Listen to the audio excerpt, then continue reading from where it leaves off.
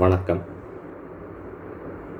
இன்றைய தினம் இந்த வீடியோவில் உங்களுக்கு பிஸ்னஸ் லா, அதாவது வணிகச் சட்டம் அப்படிங்கிறத பற்றி ஒரு அறிமுகத்தை நான் சொல்ல போகிறேன். அதுலேயும் குறிப்பாக சொல்ல போனோம் அப்படின்னாக்க, இந்த சட்டங்களை பற்றி சொல்வதற்கு எத்துணையோ வல்லுநர்கள் இருக்கின்றாங்க, அறிஞர்கள் இருக்கின்றாங்க. இருந்தாலும் ஒரு ஆசிரியராக ஒரு சிறு முயற்சி எடுத்திருக்கிறேன். இந்த முயற்சியானது எப்படி இருக்கும்னு சொல்லி பார்த்தோம் அப்படின்னாக்க, நம்ம வணிகவியல் பயிலக்கூடிய மாணவர்களுக்கு இந்த சட்டங்களை பற்றி உங்களுக்கு என்ன செய்யும் அப்படின்னாக்க ஒரு அறிமுகமாக இருக்கும். இதில் முதல் முயற்சி, பிழைகள் இருப்பதற்கான சந்தர்ப்பங்களும் இருக்குது. பிழைகள் இருப்பதற்கான சந்தர்ப்பங்களும் இருக்குது. இந்த சந்தர்ப்பத்தை தவறுதலாக எடுத்துக்கிறாம மன்னிச்சுட்டு, நான் சப்ஜெக்டில் என்ன சொல்கிறேன் அப்படிங்கிற விஷயங்களை மட்டும் நீங்கள் என்ன செய்றீங்க அப்படின்னாக்க புரிஞ்சுக்கணும். சட்டம்னு சொல்லிட்டாலே நம்ம என்ன சொல்கிறோம் அப்படின்னா, கேள்விப்பட்டிருப்போம் நம்ம இரும்பு சட்டம், மரச்சட்டம்னு சொல்லிட்டு. It will be in a straight line. அது என்ன செய்யாது அப்படின்னாக்க ஃபேவரட்டிசம் பார்க்காது, ஆட்களுக்கு ஏற்ற மாதிரி என்ன செய்யாதுனாக்க இருக்காது. அனைவருக்கும் அது என்ன செய்யும் அப்படின்னாக்க பொதுவானதாகத்தான் இருக்கும். அதுதான் சட்டம். இந்த சட்டம் என்பது மனிதர்களை அனைவரையும் மனிதர்களாக மட்டுமே பார்க்கும். அதே சமயத்தில் அனைவருக்கும் சம உரிமை இருக்குங்கிற விஷயத்தை கவனிக்கும். பொதுவாக சட்டம் எப்படி ஏற்பட்டுச்சுன்னு சொல்லி பார்த்தோம் அப்படின்னாக்க, பல ஆயிரம் ஆண்டுகளுக்கு முன்னாடியே பார்த்தோம் அப்படின்னாக்கா மனித வாழ்க்கை எப்படி இருந்தது அப்படிங்கிற வரலாற்றில் நம்ம படிச்சிருந்திருப்போம். ஒரு தனிநபர் தன்னுடைய சுதந்திரமானது தனக்கு தேவையாக முறையாக பெற்றது அதை இழக்கும் சூழல் ஏற்படும் போது மற்றவர்களால், மூன்றாவதாக ஒரு நபரின் உதவியை நாட வேண்டிய நிர்பந்தம் ஏற்பட்டது. அப்போ அந்த மூன்றாவது நபர் என்ன செய்கிறாங்க அப்படின்னாக்க, இரு தரப்புக்கு இருக்கக்கூடிய விஷயங்களை விசாரித்து யார்கிட்ட குறை இருக்குது, அந்த குறை உள்ளவர்களுக்கு அவங்க பிரதிபலனாக என்ன செய்யணுங்கிறத சொன்னாங்க. அதே காலங்கள் செல்ல செல்ல, இப்போ ரீசெண்ட் வரைக்கும் எடுத்து பார்த்தோம்னாக்க, முன்னாடி அரசு அப்படின்னு அரசர் ஒருத்தர் இருந்தார். அதுக்கப்புறம் பிரிட்டிஷ்காரனுடைய ஆட்சி வந்தது. அதுக்கப்புறம் நம்மளுடைய சுதந்திர இந்தியாவில் அந்த குடியாட்சி முறை, மக்களால் மக்களுக்காக அப்படிங்கிற ஆட்சி, மக்களாட்சி முறை வந்தது. அப்போது இருக்கக்கூடிய மக்களால், ஒரு சில மக்களால் மற்றவர்களுக்கு பாதிப்பு ஏற்பட்டாலும், அதாவது அரசாக இருக்கலாம், ஒரு அமைப்பாக இருக்கலாம், அதற்கோ அல்லது அதனால் மற்றவருக்கோ ஏதானும் பாதிப்புகள் ஏற்படும் பொழுது அதை சரி செய்வதற்காகவே சட்டம் என்பது உருவாக்கப்பட்டது. அந்த சட்டம் என்பது அனைவருக்கும் பொதுங்கிற விஷயத்தை அடிப்படையாக கொண்டதாக இருக்கும். இதில் முக்கியமாக சொல்ல போனோம் அப்படின்னாக்க, சட்டங்கள் பல லட்சம் ஆண்டுகளுக்கு முன்னாடி எழுதப்பட்டதாகலாம் இருக்காது. அது எப்படின்னு சொல்லி பார்த்தோம் அப்படின்னாக்க, சட்டம் என்பது அதனுடைய வரலாற்று பின்னணியை பார்த்தோம்னாக்க நமக்கு தெரிஞ்சு ஒரு 200 ஆண்டுகள், அதுதான் நம்மளுக்கு தெரியும். அதற்கு முன்பு அது எப்படி இருந்தது அப்படிங்கிறத நம்ம என்ன செய்ய முடியாதுனாக்க, வரலாற்று சான்றுகள் எடுத்து தான் நம்ம ஆராய்ச்சி பண்ணி பார்க்கணும். முழுமையாக சொல்ல முடியாது. ரைட், நம்ம இருக்கக்கூடிய காலகட்டத்துக்கு உண்டான விஷயங்களை நம்ம தெரிஞ்சுக்கிறோம். முதல்ல பொதுவாக சட்டம் என்பது எப்படி உருவாக்கப்பட்டிருக்கு அப்படின்னாக்க, 4 அடிப்படை விஷயங்களை கணக்கில் கொண்டே உருவாக்கப்பட்டது. அது என்னன்னு சொல்லி கேட்டோம் அப்படின்னாக்க, இப்போ உலகம் மூலம் இருக்குனாக்கா உலகம் முழுவதுக்கும் ஒரு சட்டமாக இருக்க முடியாது. இந்த உலகத்தில் இருக்கக்கூடிய அத்துணை நாடுகள், எத்தனை நாடுகள் இருக்கும்? 192 194, அது நீங்கள் பார்த்தீங்கன்னா தெரியும். அந்தந்த நாடுகளுக்கு ஏற்றாற்போல் சட்டங்கள் இருக்கும். ஆனால் அந்தந்த நாட்டுக்கு ஏற்ற மாதிரினாக்கா சட்டங்கள் அப்படி நம்ம ஏற்றிருக்காங்க, நம்ம ஏற்றுக்கொள்ளவும் முடியாது. இந்த 4 விஷயங்களை கருத்தில் கொண்டு இயற்றப்பட்டதே அது என்னன்னு சொல்லி கேட்டோம் அப்படின்னாக்க, அனைவரையும் சமமாக பாவிக்கும் சட்டமாக நம்ம எடுத்துக்கிறோம். அந்த விஷயங்கள் என்னன்னு சொல்லி பார்த்தோம்னாக்க, அதாவது சட்டம் உருவாகுவதற்கான அடிப்படை ஆதாரங்கள், மூல ஆதாரங்கள், சோர்சஸ். அந்த சோர்சஸ் என்னன்னு தெரிஞ்சுக்கணும். நம்ம நாட்டை பொறுத்த மட்டும் நம்ம பார்ப்போம். இந்தியாவை பொறுத்த மட்டும் ஃபஸ்ட்டு சோர்ஸ் என்னன்னாக்க, நம்ம இந்திய நாட்டில் இருக்கக்கூடிய மக்களின் அடிப்படை பழக்க வழக்கங்கள், ஏற்றுக்கொள்ளப்பட்ட பழக்க வழக்கங்கள், இது ஒரு அடிப்படை காரணம். அடுத்தது, நம்மளை சுதந்திர இந்தியாவாக இருக்கிறதுக்கு முன்னாடி ஆட்சி செய்த ஆங்கிலேயர்கள், அவங்க என்ன செஞ்சாங்கன்னாக்க சில சட்டங்களை கொண்டு வந்தாங்க. இந்த சட்டங்கள் அடுத்த ஸ்டேஜ் என்ன செய்கிறோம் அப்படின்னாக்க, நம்ம நாட்டில் இருக்கக்கூடிய நாடாளுமன்றம் புதிதாக இயற்றக்கூடிய சட்டங்கள். இப்போ உதாரணத்துக்கு பார்த்தோம்னாக்கா சில சட்டங்கள் சுதந்திர இந்தியாவிற்கு முன்பிருந்து பின்பற்றி அதில் மாற்றம் செஞ்சு நம்ம பயன்படுத்திக்கிட்டு இருக்கிறோம். இன்னும் சொல்லப்போனால் அந்த சைஃபர் லா இதெல்லாம் எடுத்து பார்த்தோம் அப்படின்னாக்க இப்போது ரீசெண்டாக இங்கே டெவலப் ஆச்சு. அப்போ அதன் அடிப்படையில் என்ன செஞ்சாங்கன்னாக்க, இந்திய நாடாளுமன்றத்தில் இயற்றப்பட்ட சட்டங்கள், மாநிலங்களவையில் இயற்றப்பட்ட சட்டங்கள் அந்தந்த மாநிலங்களுக்கு பொருந்தக்கூடியது. இது ஒரு ஆதாரமாக இருந்துச்சு, மூல ஆதாரமாக இருந்துச்சு. அதுபோக நீதிமன்றங்களில் சில பிரச்சனைகள், சட்டத்துக்கு உட்படாத சில விஷயங்கள் விடுபட்டு இருந்திருக்கோம். எல்லாத்தையும் முன்னாடியே நம்ம என்ன செய்ய முடியாது, தீர்மானித்து சொல்ல முடியாது இல்லையா? அப்போது அதனால் இரு நபர்களுக்கு இடையே பிரச்சனை ஏற்பட்டிருக்கும். அதை வழக்காக கொண்டு போயிருப்பாங்க. அந்த வழக்கின் மூலம், அதாவது ஏற்கனவே எழுதப்பட்ட சட்டத்தில் சொல்லப்படாத சில சிக்கல்கள், அது என்ன செஞ்சதுனாக்கா ஏற்பட்டிருக்குனாக்க நீதிமன்றத்தை நாடி இருப்பாங்க. அதுக்கு ஏதாவது ஒரு அடிப்படை ஆதாரத்தை வச்சு விசாரித்து அதற்கு சில தீர்ப்புகள் கொடுத்துருப்பாங்க. இந்த 4 விஷயங்களுமே என்ன செய்யுதுனாக்க சட்டத்தின் அடிப்படையாக இருக்கின்றன, அதாவது மூல ஆதாரங்களாக. ஒன்று, எந்த நாடோ, உதாரணத்துக்கு நம்ம நாடுனா நம்ம இந்திய நாட்டின் பழக்க வழக்கங்கள். அடுத்தது, ஆங்கில சட்டங்கள் ஏற்கனவே இயற்றப்பட்டது. அடுத்தது, 3வது விஷயமா அந்தந்த நாடு, அந்த நாட்டில் உள்ள மாநிலங்களில் இயற்றப்பட்ட சட்டங்கள், அதாவது மாநிலங்கள்னால் சட்டசபையில், நாடுன்னு சொல்லும்போது நாடாளுமன்றத்தில் இயற்றப்பட்ட சட்டங்கள். அடுத்தது, வழக்குகளின் மூலமாக பெறப்பட்ட தீர்ப்புகள். இவை எல்லாமே என்ன செய்யுது அப்படின்னாக்க நமக்கு ஆதாரங்களாக இருக்குது அப்படின்ற விஷயத்தை நம்ம தெரிஞ்சுக்கிட்டோம். இதில் நம்ம ஏற்கனவே சொன்ன மாதிரி நம்ம ஃபுல்லாமே பிரிட்டிஷ் லாவை பேஸ் பண்ணி தான் போயிட்டுருக்குறோம். ஏன்னா பிரிட்டிஷ் தான் நம்மளை ஆட்சி பண்ணினோம்.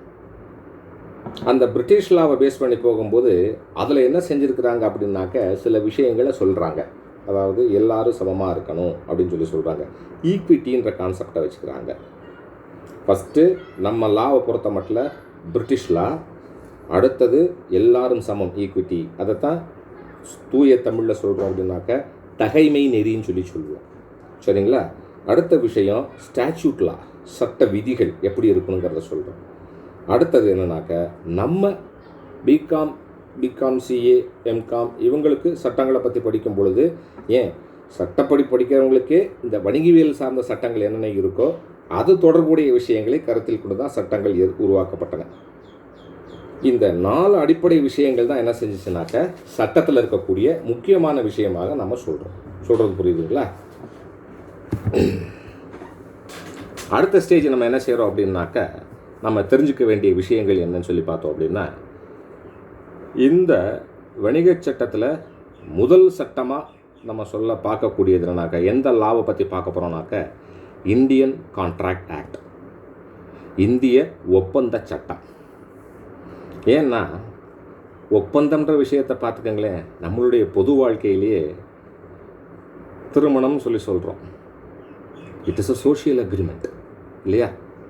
இந்த சோஷியல் அக்ரிமெண்ட் அப்படிங்கிறத எப்படி எவிடென்ஷியலாக பண்ணியிருக்கிறாங்க அந்த காலத்தில் பார்த்தோம் அப்படின்னாக்க, முதல்ல இன்னாருக்கு இன்னார நிச்சயம் மட்டும்னாக்க, நிச்சயம் பண்ணும்போது அதுக்கு ஒரு ஓலையிலையோ இல்லது இந்த காலத்தில் பேப்பர்லேயோ அந்த என்ன செய்யணும்னாக்க ஒரு ஒப்பந்த பத்திரம் மாதிரி எழுதுவாங்க.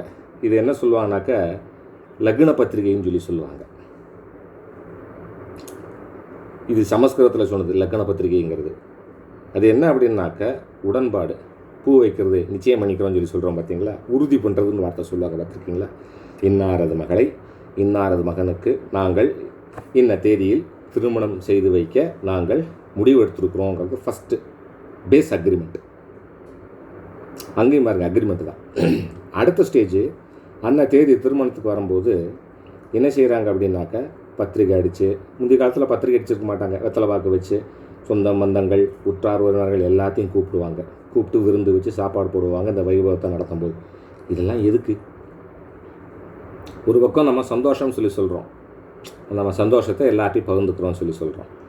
ஆனால் இதோடைய அடிப்படை தத்துவம் என்னன்னு சொல்லி பார்த்தோம் அப்படின்னாக்க, இந்த ஒரு ஆணுக்கும் பெண்ணுக்கும், இன்னாரது பையனுக்கும் இன்னாரது மகளுக்கும் திருமணம் நடைபெற்றது. இதையெல்லாம் நீங்கள் வந்து சாட்சியாக பார்த்துருக்குறீங்க. நாளைக்கு ஏதாவது டிஸ்பியூட் வந்துச்சுன்னா நீங்களெல்லாம் இதுக்கு சாட்சியாக நிற்கணும் அப்படிங்கிறது தான் ஒரு எவிடன்ஸ். அந்த அக்ரிமெண்ட்டுமே பாருங்கள், திருமணத்துக்கு பத்திரிகை அடித்து, இப்போ வந்து பத்திரிகை அடிச்சுட்டு அடுத்த ஸ்டேஜ் இன்னும் சட்டத்திட்டங்களில் முன்னேற்றம் ஏற்பட்ட போது என்ன செய்கிறாங்க அப்படின்னாக்க, இந்த திருமணத்தை பதிவு செய்யணும், பதிவாளரிடம் பதிவு செய்யணும்னு சொல்லி சொல்கிறாங்க. அப்போது இந்த திருமணம் முறையாக நடைபெற்று அதற்கு ஆவணங்கள் இருக்கும் பொழுது, அந்த ஆவணத்துடன் சாட்சிகளுடன் நாம் பதிவாளரை அணுகும் பொழுது என்ன செய்வாங்கன்னாக்க, அந்த திருமணத்தை பதிவு செய்து தருவார்கள். எவிடன்ஸ் பாருங்கள், அதுலேயே என்ன செய்கிறோம் அப்படின்னாக்க, ஒரு டாக்குமெண்ட்ரி எவிடன்ஸ் வேணுங்கிறது நம்ம சொல்கிறோம். அப்போது இதுவுமே என்ன தான், ஒப்பந்தம் தான். சரி, இந்த ஒப்பந்தம் அப்படிங்கும் பொழுது பொது வாழ்க்கையில் நிறையா விஷயத்தில் இருக்கிற மாதிரி வணிகத்தில் எப்படி இருக்கணுங்கிறத நம்ம தெரிஞ்சுக்கணும் இல்லையா?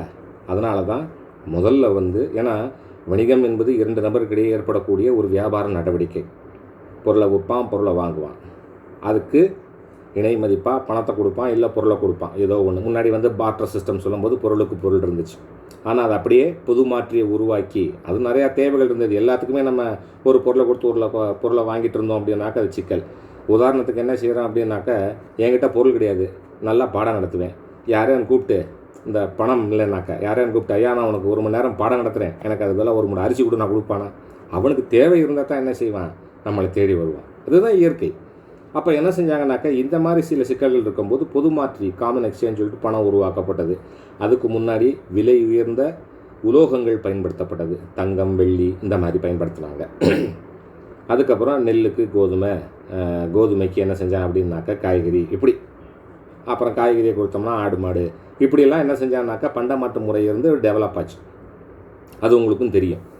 அப்போது 2 நபருக்கிடையே ஏற்படும் போது கொடுக்கறவனுக்கு ஒரு சம்மதம் இருக்கணும், அதை கொடுக்குறவன்ட்டு வாங்கும்போது வாங்குறவனுக்கு ஒரு சம்மதம் இருக்கணும். இருந்தால் தானே அந்த பொருள் வாங்க முடியும். நான் கம்பல் பண்ணி யாரும் என்ன செய்ய முடியாது, பொருளை விற்கவும் முடியாது. இன்னொருத்தன் கம்பல் காண்டி நான் பொருளை வாங்கவும் முடியாது. இதுதானே இயற்கை. அப்போது என்ன தெரிஞ்சுக்கிட்டோம் அப்படின்னாக்க, ஒவ்வொன்றிலையுமே 2 நபர்களுக்கிடையே என்ன வேணும்னு சொல்லி சொல்கிறோம் அப்படின்னாக்க, இந்த உடன்பாடு, மன ஒற்றுமை இருந்தால் தான் அந்த செயல் நல்லா இருக்கும்னு சொல்லி சொல்கிறோம். அப்போ இதே வணிகத்தில் சொல்லும் பொழுது என்ன செய்கிறோம் அப்படின்னாக்க, இதை சட்டமாக ஏற்றி கொண்டு வந்தாங்க.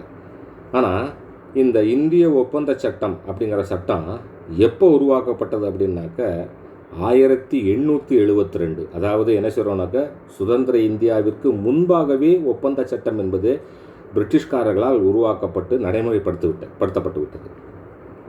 அதுக்கப்புறம் சுதந்திரம் அடைஞ்ச பிறகு நம்மளுடைய தேவைக்கு ஏற்ற மாதிரி, நம்ம நாட்டினுடைய பழக்க வழக்கங்களுக்கு ஏற்ற மாதிரி அதில் சில மாற்றங்கள் செஞ்சோம். இந்த சட்ட திருத்தங்களெல்லாம் கொண்டு வரும்போது சட்ட வல்லுநர்கள், குறிப்பாக டாக்டர் அம்பேத்கர் போன்றவர்களெல்லாம் என்ன செஞ்சாங்க அப்படின்னா, நிறைய பேர் இருக்கிறாங்க அதில். டாக்டர் அம்பேத்கர் குறிப்பாக சிறப்பாக செயல்பட்டவர். அப்போது அந்த மாதிரி ஆட்கள் வந்து நபர்கள் வந்து நம்மளுடைய சுதந்திர இந்தியாவிற்கு ஏற்றாற்போல் சட்டங்களை எப்படி மாற்றம் செய்து கொள்ளலாம்ங்கிறதுலாம் சொல்லியிருக்கிறாங்க, செஞ்சும் கொடுத்துட்டும் போயிருக்கிறாங்க. அதில் இப்போ நம்ம தேவைக்கேற்ற மாதிரி நம்ம என்ன செய்கிறோம், அந்த சட்டங்களை முறையாக, தேவைன்னா ஒருத்தர் தேவையில்லை, பொதுவான தேவை, பொதுவாக எல்லாருக்கும் சமமான விஷயங்களை மாற்றம் செஞ்சு நம்ம கொண்டு வந்துட்டுருக்குறோம்.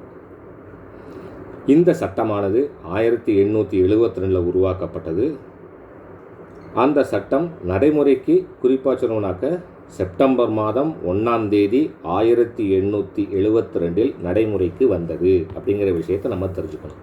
That is Indian Contract Act 1872. It came into force on 1st September of 1872. Right. Contract. What is contract? தமிழில் சொல்கிறோம்னாக்க ஒப்பந்தம். இந்த ஒப்பந்தம்ங்கிறது சாதாரணமாக சொல்லும்போது என்ன சொல்லணும்னாக்க, ஒப்புதல் பெற்ற பந்தம். ஒப்பந்தம், ஒப்புதல் பெற்ற பந்தம், அதுவே ஒப்பந்தமாக மாறுது. இந்த ஒப்புதல்ங்கும்போது எப்போ ஏற்படும், 2 நபர் குறைஞ்சது இருக்கணும். அப்போ 2 பேருக்கிடையே ஒப்புதல், அதனால் ஏற்படக்கூடிய ரிலேஷன், பந்தம். புரியுதுங்களா? அங்கே என்னன்னாக்க அக்செப்டன்ஸ் ஆஃப் ரிலேஷன்ஷிப், ஒப்பந்தம், தட் இஸ் கான்ட்ராக்ட். சொல்கிறது புரியுதுங்களா? அப்போ இந்த ஒப்பந்தம் அப்படிங்கிறதுக்கு நம்ம 1008 விளக்கங்கள் கொடுக்கலாம், வரைவிலக்கணம் கொடுக்கலாம், என்ன வேணாலும் பண்ணலாம். ஆனால் சட்டத்தில் என்ன சொல்லியிருக்கு, அதாவது இந்திய ஒப்பந்த சட்டம் இந்தியன் கான்ட்ராக்ட் ஆக்ட் 1872 கான்ட்ராக்ட்னா என்னங்கிறத டிஃபைன் பண்ணியிருக்கிறாங்க. டெஃபனிஷன் நமக்கு முக்கியம். அந்த டெஃபனிஷனை வச்சு தான் நம்ம என்ன செய்யணும். ஏன்னா அதான் சட்டத்தால் ஏற்புடைமையானது, அனைவராலும் ஏற்றுக்கொள்ளப்பட்டதாக கருதப்படக்கூடியது. அதைத்தான் நம்ம என்ன செய்ய முடியும், டிஃபைன் பண்ணுங்கும்போது சொல்லணும். அதுக்கு நீங்கள் இலக்கணங்கள் விளக்கங்கள் எழுதும் பொழுது நீங்கள் என்ன செஞ்சுக்கலாம், இந்த கருத்தை அடிப்படையாக வச்சு நீங்கள் 1008 விஷயங்களை அதை டிஸ்க்ளோஸ் பண்ணி சொல்லலாம். ரைட். ஒப்பந்தம்னா என்ன அப்படிங்கிறத பார்த்தோம்னாக்க, இந்திய ஒப்பந்த சட்டம் 1872 பிரிவு 2H இதில் தான் அதை டிஃபைன் பண்ணியிருக்கிறாங்க.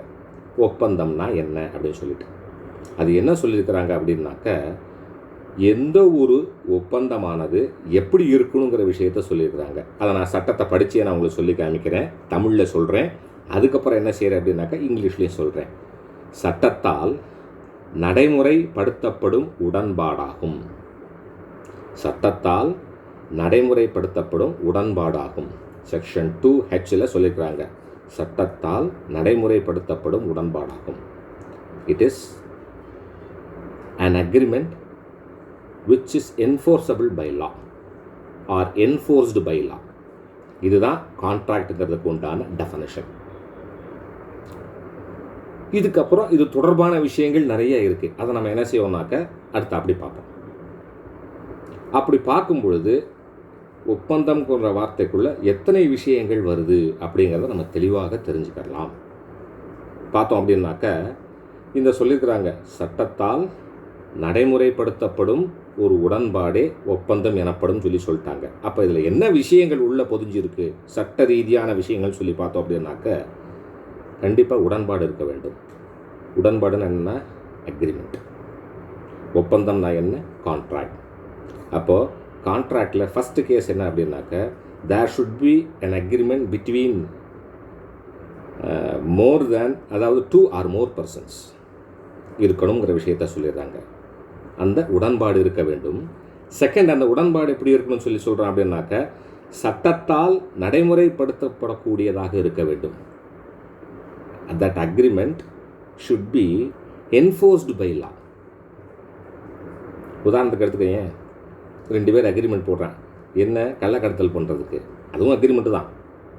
அது சட்டத்தில் செயல்படுத்த முடியுமான்னு கேட்டனாக்க அது சட்டத்துக்கு முரணானது. அப்போது நம்ம ஏற்படுத்தக்கூடிய உடன்படிக்கையும் எப்படி இருக்க வேண்டும், சட்டத்தால் என்ஃபோர்ஸ்மெண்ட்டுக்கு உட்பட்டதாக இருக்கணும்னு சொல்கிறாங்க.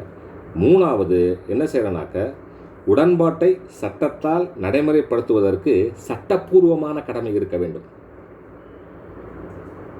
There should be an obligation to execute the agreement. அப்போ என்ன ரிலேஷன்ஷிப்பில் அதை செய்கிறாங்கன்னு பார்க்கணும்.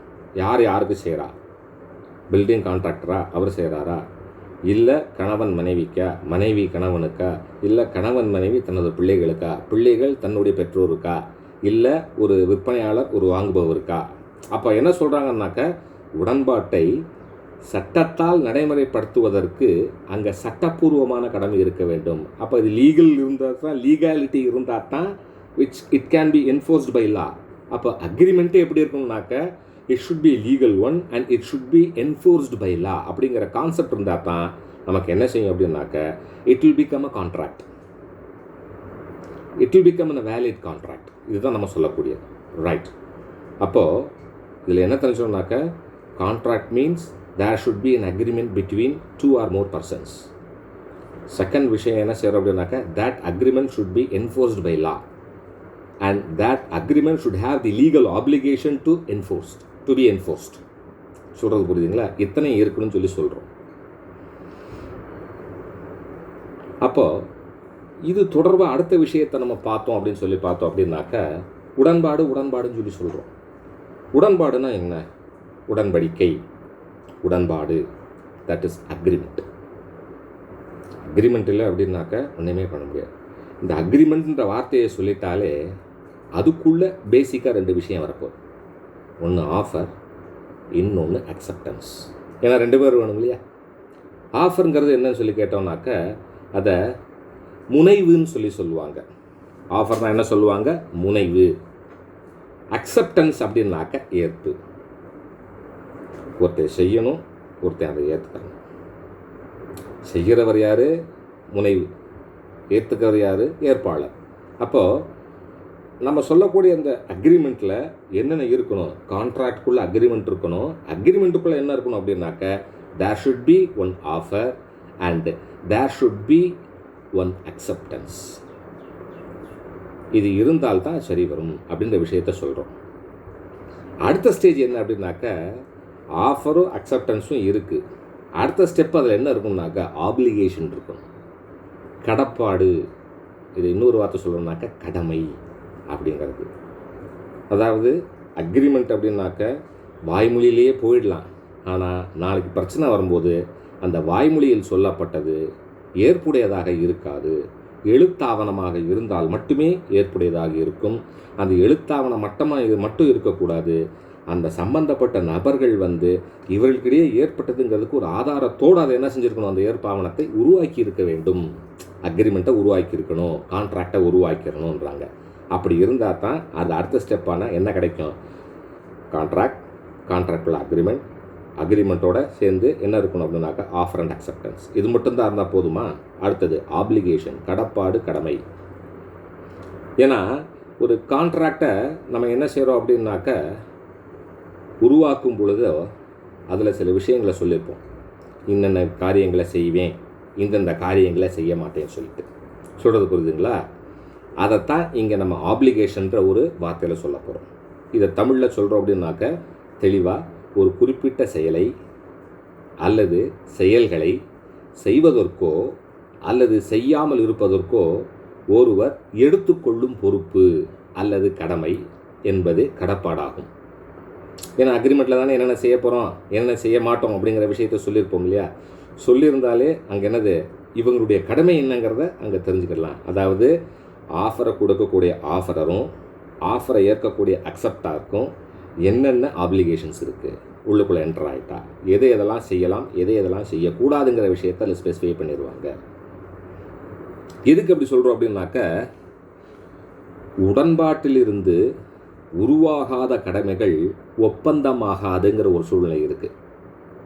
அதாவது என்ன சொல்கிறாங்கனாக்க உடன்பாட்டிலேருந்து ஒரு கடமை உருவாகலைன்னா அது ஒப்பந்தத்தில் வராது.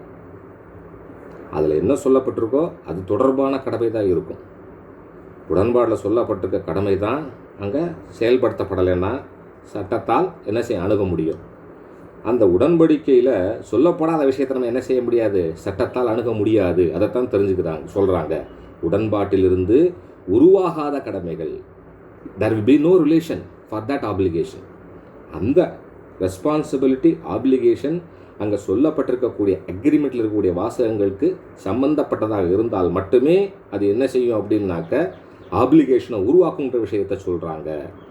எக்ஸாம்பிளுக்கு சொல்கிறோம் அப்படின்னாக்க உரிமை தீங்குகளையும், அதை என்ன சொன்னாக்க டாட்ஸ் அப்படின்னு சொல்லுவாங்க, TORTS டாட்ஸ், ஒப்பந்த போல்வுகளையும் குவாசி கான்ட்ராக்ட்ஸ் சட்டத்தால் நடைமுறைப்படுத்த முடியும் என்றாலும் இந்த டாட் அப்படின்னு சொல்லக்கூடிய உரிமை உன்னுடைய ஒப்பந்தத்தில் ஈடுபட்டிருக்காங்கன்னாக்க அவங்களுக்கு ஏற்படக்கூடிய உரிமை தீங்குகள், அதனால் அந்த ஒப்பந்தத்தினால உரிமை தீங்குகள் எதுவும் ஏற்படக்கூடிய சந்தர்ப்பங்கள் இருக்குது. ஆனால் அதில் சொல்லப்படவில்லைன்னு சொன்னாலும் அடுத்த ஸ்டேஜ் ஒப்பந்த போல்வுகள் குவாசி கான்ட்ராக்ட்ஸ் பகுதி ஒப்பந்தத்தில் கொஞ்சோண்டு அது வரும்.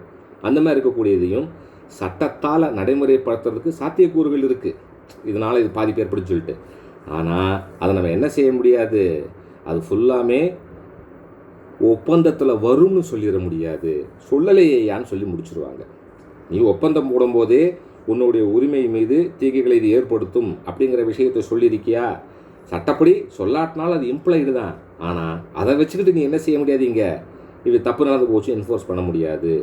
அடுத்தது குவாசி கான்ட்ராக்ட்ஸ், இது உன் சம்மந்தப்பட்ட ஒப்பந்தத்தில் கொஞ்சம் அது உள்ளே வருது, ஆனால் அங்கே சொல்லப்படலை, அதை என்ஃபோர்ஸ் பண்ண முடியுமான்னு கேட்டால் பண்ண முடியாதுன்னு விஷயத்த சொல்லிடுவாங்க. அப்போது என்ன தெரிஞ்சுக்கிட்டோம் அப்படின்னாக்க அக்ரிமெண்ட்ஸ் போடுறோம் அப்படின்னாக்க அந்த அக்ரிமெண்ட்டில் அந்த டாட்ஸ் TORTS டாட்ஸும் குவாசி கான்ட்ராக்ட்ஸும் இருந்தாலும் it cannot be enforced. Compel பண்ணிட முடியாது. சம்மந்தம் இருக்குது, ஆனால் சட்டத்தில் நடைமுறைப்படுத்த முடியும்னா அங்கே ஏன் அதை சொல்லலைன்னு கேட்டுருவாங்க. அப்போ என்ன தெரிஞ்சுக்கணும்னாக்க அக்ரிமெண்ட்ஸ் கிரியேட்டிங் ஆப்ளிகேஷன்ஸாக இருக்கணும். Agreements it should create the applications. அது சொல்லப்பட்டிருக்கணும். அதான் ஒப்பந்தத்தில் என்ன இருக்கணும் அப்படின்னாக்க அந்த உடன்பாடில் வந்து அந்த கடப்பாடை உருவாக்கக்கூடியது இருக்கணும்னு சொல்கிறாங்க.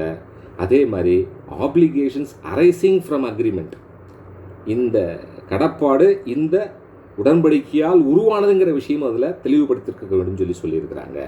அப்போது இப்படி நம்ம பார்த்தோம் அப்படின்னாக்க அடுத்த ஸ்டெப் என்ன செய்கிறோம்னாக்க ஒப்பந்தத்தை பற்றி சொல்லிட்டோம். அதாவது ஒப்பந்தம்னா அதில் என்ன இருக்கும்னு சொல்லி பார்த்தோம் அப்படின்னாக்க கண்டிப்பாக contract will have an agreement.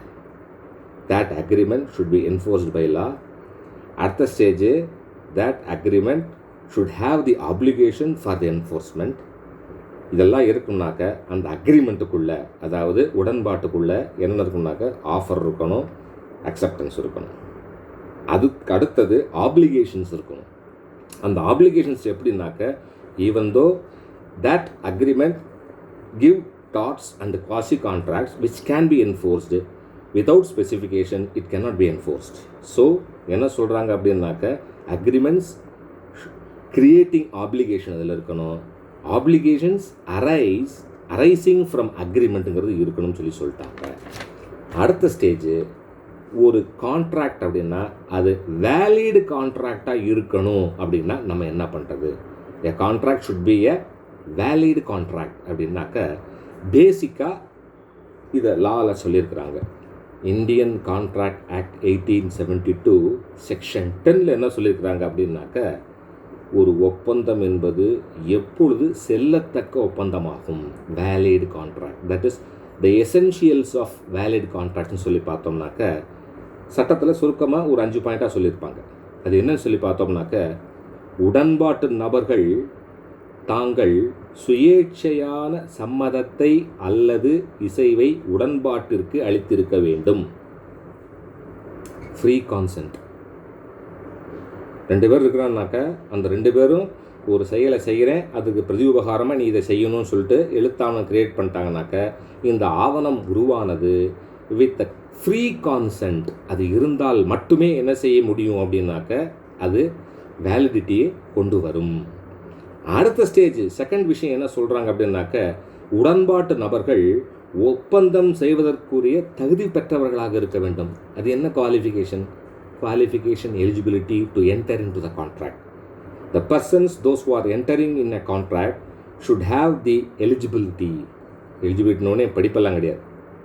வயது, அவனுடைய மனநிலை, அவனுடைய நிதிநிலை, இது எல்லாத்தையும் கணக்கில் கொள்ளணும்.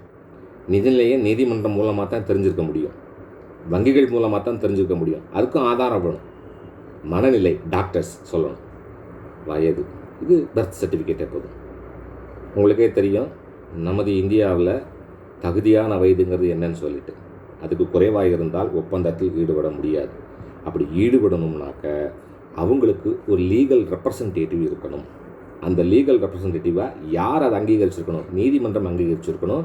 இல்லை தகுதியுடைய அதிகாரிகள், அரசு அதிகாரிகள் அதற்கு அங்கீகாரம் வழங்கியிருந்தால் மட்டுமே அந்த என்ன செய்கிறோம் அப்படின்னாக்க அந்த வயதின் அடிப்படையில் தகுதியற்றவர்களாக இருந்தால் அவர்களுக்கு பதிலாக ஒருவர் இவர் பெயரில் ஒப்பந்தத்தில் ஈடுபடுவதற்கு தகுதி வரும். அப்போ வயது முக்கியமான விஷயம். அடுத்த ஸ்டேஜ் என்ன செய்கிறோம் அப்படின்னாக்க இன்னும் டெப்த்தாக சொல்லுவோம். இந்த தகுதியை வச்சு சொல்லணும்னா இன்னும் அடுத்தது டீப்பாக அடுத்த வீடியோவில் நம்ம பார்ப்போம். அதை இப்போ பேசிக்காக என்ன செய்கிறோம்னாக்க விஷயங்களை சொல்லிடுறேன். These are the basement of the contract act. அடுத்தது 3வது விஷயம் என்ன சொன்னாக்க கைமாறு அல்லது மறுபயன் கருதியே ஒப்பந்தங்கள் போடப்பட்டிருக்க வேண்டும். கன்சிடரேஷன் சொல்ல புரியுதுங்களாக்கா? கன்சிடரேஷன் இருந்தால் தான் a contract should have a consideration. First case என்ன சொன்னால் அப்படின்னாக்க ஃப்ரீ கான்சென்ட். அடுத்த ஸ்டேஜ் என்ன சொல்கிறனாக்க eligibility of the persons entering into the contract. Third விஷயம் என்ன சொல்கிறனாக்க consideration is mandatory in an agreement in a contract. அது என்னங்கிறத நம்ம அடுத்த வீடியோவில் பார்ப்போம். அடுத்தது சட்டப்பூர்வமான நோக்கத்திற்காகத்தான் உடன்பாடு இருக்க வேண்டும். தட் இஸ் என்ன அங்கே காசஸ் நடத்தப்பட போகுதோ அது it should be recognised by law. அன்லாஃபுல்லாக இருக்கக்கூடாது, இல்லீகலாக இருக்கக்கூடாது. அதில் இருக்கக்கூடிய என்னது நோக்கம், இந்த கான்ட்ராக்ட் எதுக்கு ஏற்படுத்தியிருக்கோமோ அந்த நோக்கம் என்ன செய்யும் அப்படின்னாக்கா it is bound to the லாவாக இருக்கணும் அப்படின்ற விஷயத்த சொல்கிறாங்க. அடுத்தது, சட்டத்தால் செல்லாதது என்று அறிவிக்கப்படாத உடன்பாடாக இருக்க வேண்டும். எந்தெந்த விஷயங்கள் சட்டத்தால் செல்லாதுன்னு சொல்லியிருக்காங்களோ அது வரக்கூடாது. எது எதெல்லாம் சொல்லப்படலையோ அது மட்டும்தான் வரணுங்கிற விஷயத்த சொல்லியிருக்கிறாங்க. ஸோ இந்த வீடியோவை நீங்கள் நல்லா பாருங்கள். இதுக்கு தொடர்ச்சியாக அடுத்தது செகண்ட் வீடியோ உங்களுக்கு இந்த கான்ட்ராக்ட் ஆக்டை பற்றி நான் சொல்லுவேன். அதில் இன்னும் இதை பற்றி இன்டெப்த்தாக அனலைஸ் பண்ணுவோம். தேங்க்யூ.